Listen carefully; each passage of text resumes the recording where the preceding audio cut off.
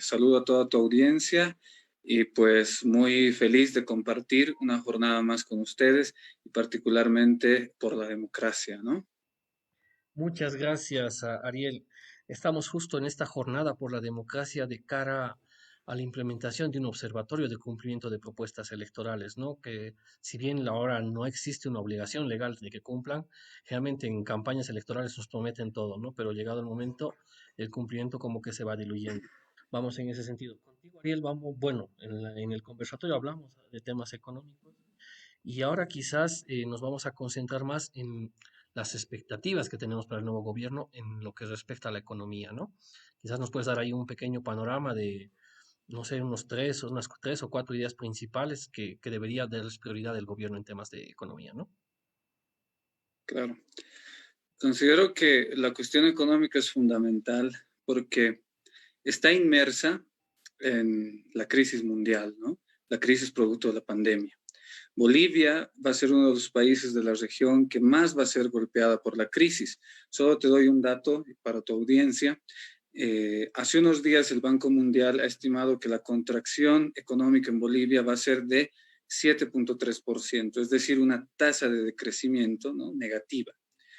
El sector manufacturero, la Cámara Nacional de Industrias, ha estimado que el PIB manufacturero se ha contraído hasta agosto de este año en 7,9%. Es decir, vamos a tener una contracción más aguda de la que hubo en los 80s, ¿no? Recordemos con la crisis de deuda entre el 80 y el 85, y solamente comparable a la crisis que se tuvo en 1956, del primer gobierno del MNR, ¿no? Entonces, lo que se viene es un reto económico muy fuerte, pero que tiene como antesala o como requisito la solución del conflicto político, ¿no? Lo que yo denomino la recuperación de la institucionalidad. Si hoy estamos hablando de una jornada por la democracia, yo expresaría la idea de la recuperación institucional de la democracia en el país, ¿no? Entonces, en ese sentido, el reto fundamental del siguiente gobierno va a ser encontrar un equilibrio entre lo que es la recuperación institucional, el marco democrático, y un conjunto de medidas económicas que puedan responder a esta contracción que está afectando principalmente a la gente más humilde del país, ¿no? Si tomamos las tasas de empleo, por ejemplo, que según el Instituto Nacional de Estadística ya se habrían casi duplicado. Ya estamos llegando al 10% del desempleo en las urbes. ¿Mm?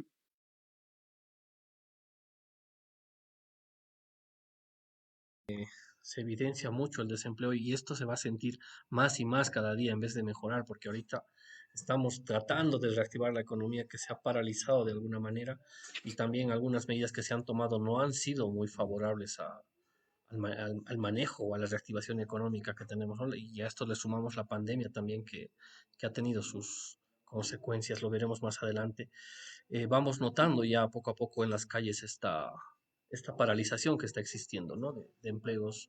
Incluso uno, si anda por las calles, empieza a ver tiendas en alquiler otra vez, que ya han ido cerrando algunas instancias o algunas empresitas que estaban funcionando por ahí, pero que luego no han podido sostenerlo y han terminado dejando el ambiente, ¿no? Y está volviendo a aparecer una suerte de que es que eso ya es una señal muy clara, ¿no? Decir que está ralentizando la economía. Eh, Tal vez algún otro tema. Mucho se ha hablado del mantenimiento de cambio, por ejemplo, del boliviano respecto al dólar, que es artificial. Desde tu punto de vista económico, ¿tú crees que eso pueda continuar? ¿Se debe continuar o más bien por el contrario, tiene que fluctuar nomás según el mercado internacional? Sí, para responder a eso se tiene que tomar en cuenta que responde mucho un posicionamiento político. ¿Por qué?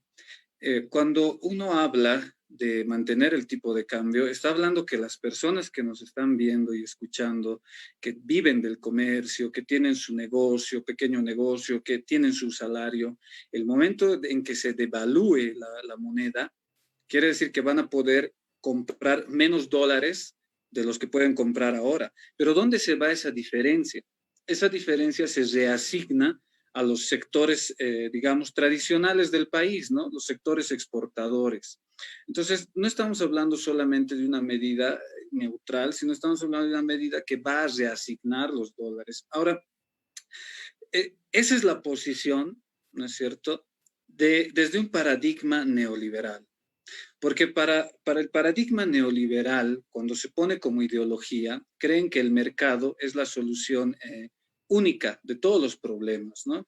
Cosa que no es cierto. Al menos en la historia económica de Bolivia se ha demostrado que el mercado es insuficiente para tratar problemas estructurales, ¿no?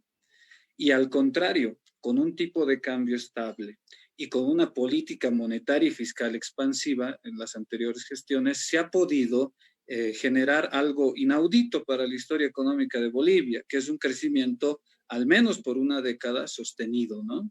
Entonces, lo que se viene adelante y también se viene en las elecciones es la definición de estos dos, digamos, formas de encarar el problema. Va a haber una forma que yo le denomino de democracia elitista, que yo lo asocio, por ejemplo, con la propuesta que tiene Camacho, que tiene Mesa, que tenía la señora Áñez, etcétera, que buscan reposicionar como pivote a la iniciativa privada y poner al mercado nuevamente como el principal mecanismo de gestión económica, ¿no? Y eso implica, entre otras cosas, que van a levantar el tipo de cambio fijo, que van a reducir el gasto público y la inversión pública, ¿no? Entonces son medidas muy antipopulares y por eso le denomino democracia elitista, que solo busca beneficiar a la élite. Por el otro lado, hay un único programa en estas elecciones de democracia popular que considero que es el programa de Luis Arce, economista también Luis Arce, ¿no?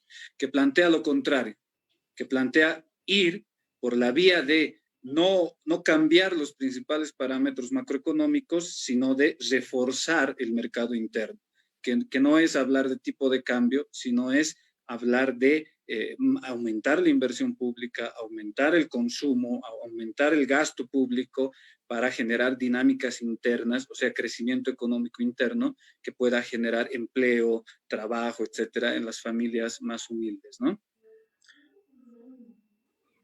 Claro, justamente ahí hay una confrontación ahí de, como tú bien lo señalas, a veces el manejo económico, y es una endemia en Latinoamérica, ¿no? Depende del gobierno, la ideología del gobierno que tenga, va haciendo a veces a contrarreloj lo que se ha hecho en un gobierno pasado, y por eso es que precisamente llegamos al final del día a un punto cero en el que no hemos avanzado, porque avanzamos, retrocedemos, dependiendo de quién nos va gobernando, ¿no?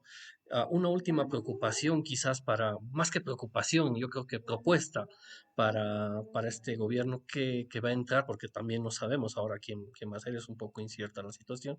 eh, ¿Qué recomendarías a este gobierno que haga?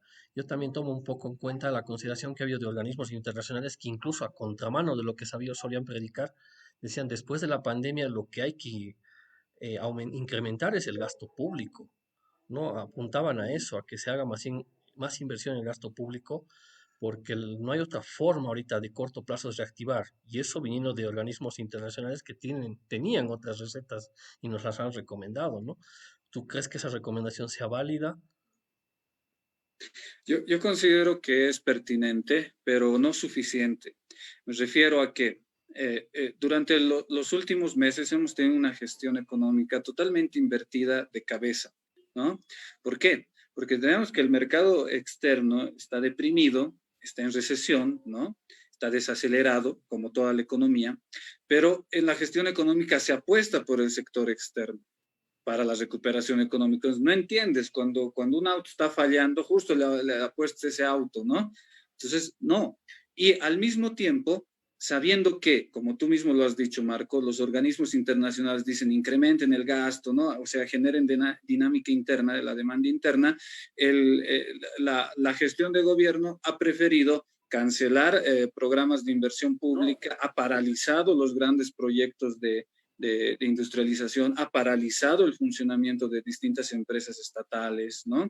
Ha recortado el gasto que se asigna anualmente a pequeñas empresas y demás de las distintas ciudades y lugares, ¿no? Nacionales.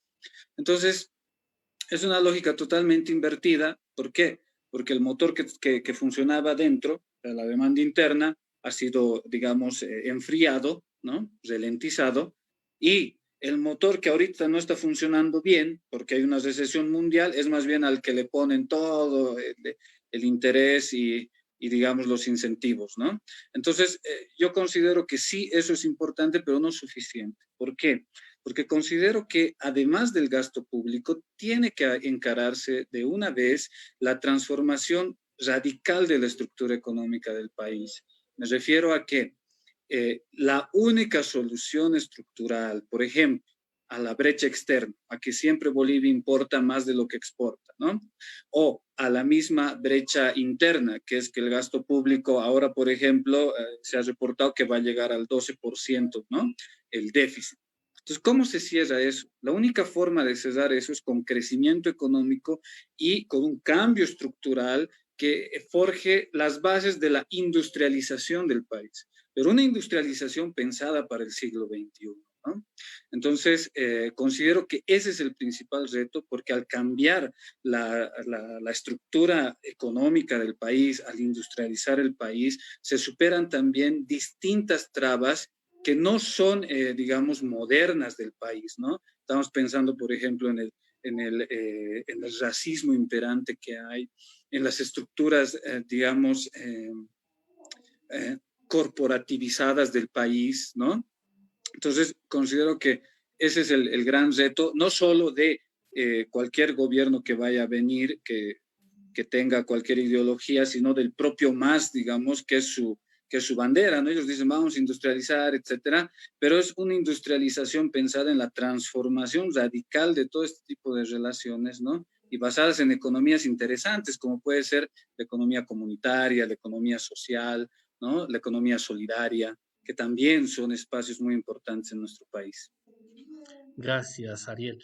Finalmente, para ir cerrando, estamos a pocos días de celebrar las elecciones, ¿no? Tenemos 3 días. Tal vez alguna recomendación que tú quieras hacer a la sociedad en este marco de jornada democrática, alguna recomendación que puedas hacer. Sí, considero que tenemos que retomar en esta fecha el legado de Domitila, ¿no? Domitila nos dijo el principal enemigo que tenemos, hablando de la recuperación de la democracia, es el miedo. Y considero que en los meses que han pasado después del golpe de Estado en noviembre del año pasado, lo que nos han querido inculcar ha sido el miedo. Yo aliento a la población en general a que perdamos ese miedo, que asistamos a hacer valer nuestro derecho democrático en las urnas y que por sobre todo cuidemos de que no haya ningún influjo externo o interno que haga que no se respete la votación, ¿no? Entonces, en ese espíritu de Domitila, de vencer ese miedo, aliento a todos a que asistan por la preferencia electoral que de este domingo. ¿No? Muchas gracias, Ariel, por tus palabras y tu mensaje, también por acompañarnos en